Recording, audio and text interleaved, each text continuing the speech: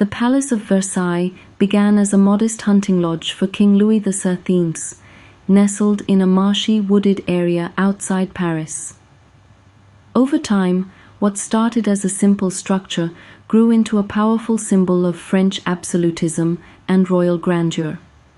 It was his son, Louis XIV, the Sun King, who envisioned something far greater.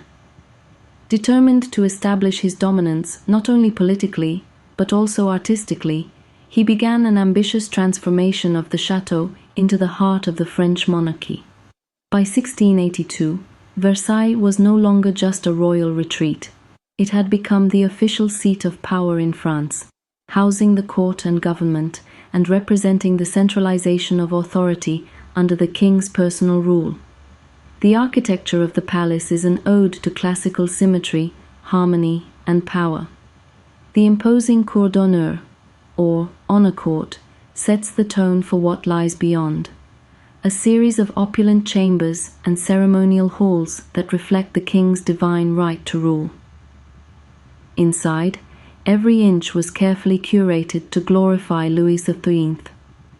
His grand apartments were lavishly adorned with marble, gilded bronze, painted ceilings, and mythological scenes designed to mirror his identity as Apollo, the sun god. Perhaps the most iconic space in Versailles is the Hall of Mirrors.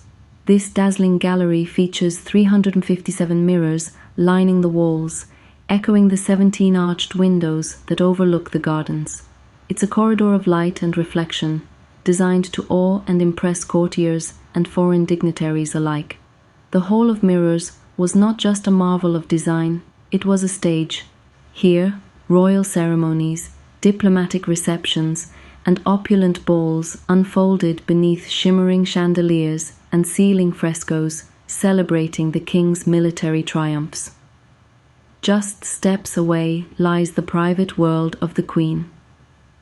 Marie Antoinette's bedchamber is one of the most intimate and beautifully decorated spaces in the palace. It reflects not only royal elegance, but also the Queen's personal taste, delicate, ornate, feminine. In her room, she gave birth publicly to her children, a practice meant to show the legitimacy of royal heirs. Despite its splendor, the room offers a glimpse into the paradox of royal life, luxury surrounded by scrutiny. The palace was built by the hands of thousands, architects, masons, sculptors, painters, and gardeners, all working to realize the king's vision of a court that revolved entirely around him. Versailles was a tool of control. By gathering the nobility at court, Louis XIV stripped them of regional power and transformed them into ornamental courtiers. The palace became a golden cage, glittering and absolute. Its gardens, designed by André Le Nôtre, are an extension of the palace's power.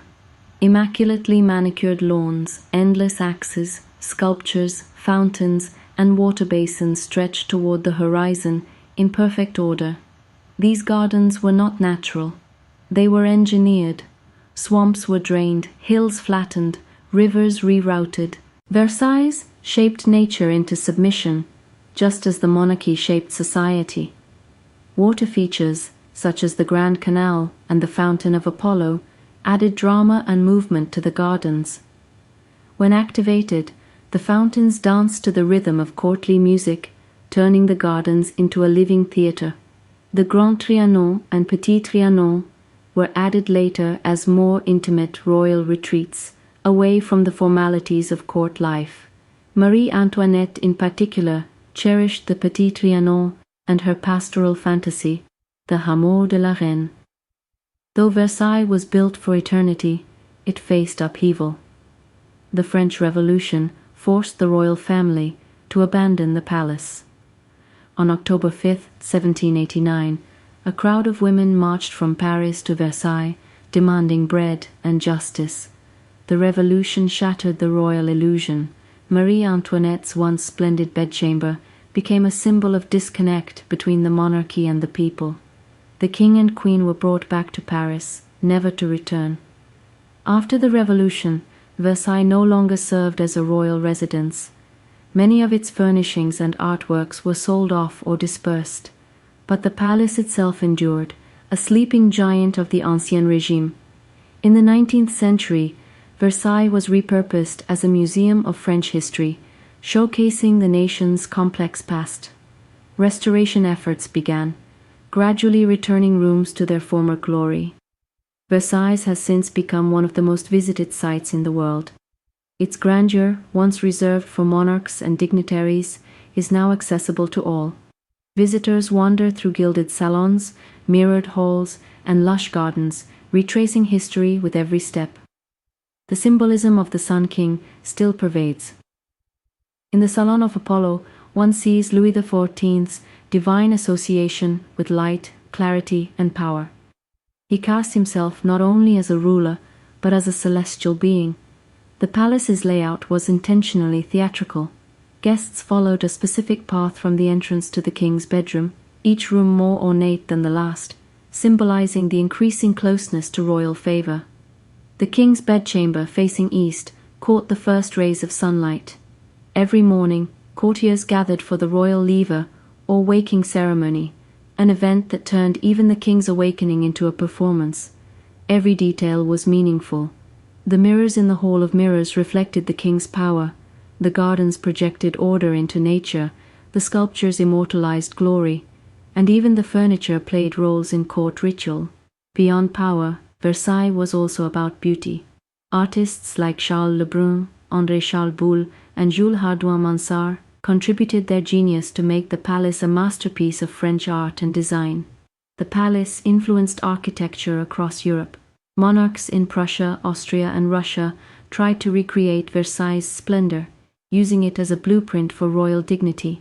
Even centuries later, Versailles remains a living symbol. It tells a story not only of monarchy, but of art, ambition, control, and the tension between grandeur and collapse.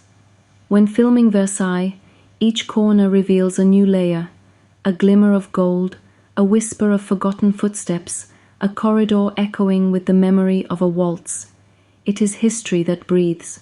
As you walk the gardens or glide your camera across the polished floors, you become part of that story, capturing moments in light, just as Louis XIV once captured power in stone. Versailles continues to enchant. It is no longer a court, but a canvas, where past and present dance together in halls of marble and mirror, in gardens trimmed by time, in silence filled with stories. And as the sun sets behind the palace, the golden light still glints off the Hall of Mirrors, as if the spirit of the Sun King himself still walks its halls.